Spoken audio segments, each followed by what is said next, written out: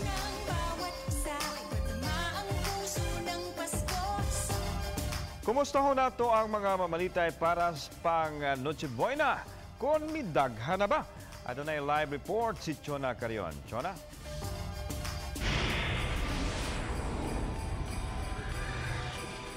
Yes, Lan, unom kaadlaw na lang sa ulugo na gyud nato ang Pasko karon. Makita na nato kina diri sa dakong supermarket sa Dan Colonlan nga ubay-ubay na gyud ang mga namalit alang sa ilang Noche Buena.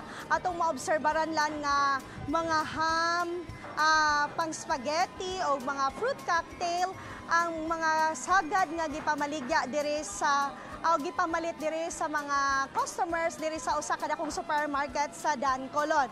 Lan gani ang ham palit nato gikan sa 120 pesos ngadto sa 650 pesos ang pinakamahal. Aduna usab tay mapalit nga fruit cocktail nga gikan sa 60 pesos hangtod sa 218 pesos.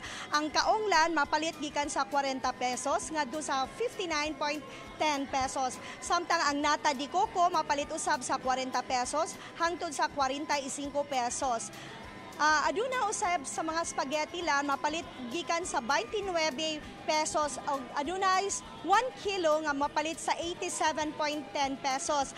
Apan ang macaroni lan mapalit lang sa 57 pesos hangtod sa 84.90 centavos. Mas makasave usab lan kay dinhi sa dakong malls diri sa dakong supermarket diri sa Dan Colon aduna sila mga promo like for example sa spaghetti diin spaghetti sauce o spaghetti nga 1 kilo nga magikan magkantidad sa 99 pesos hangtod sa 135 pesos.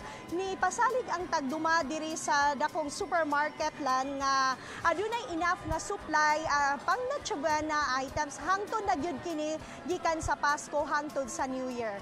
Ug lan mao kana ang latest diri. Back to you. Salamat, Chona Carion.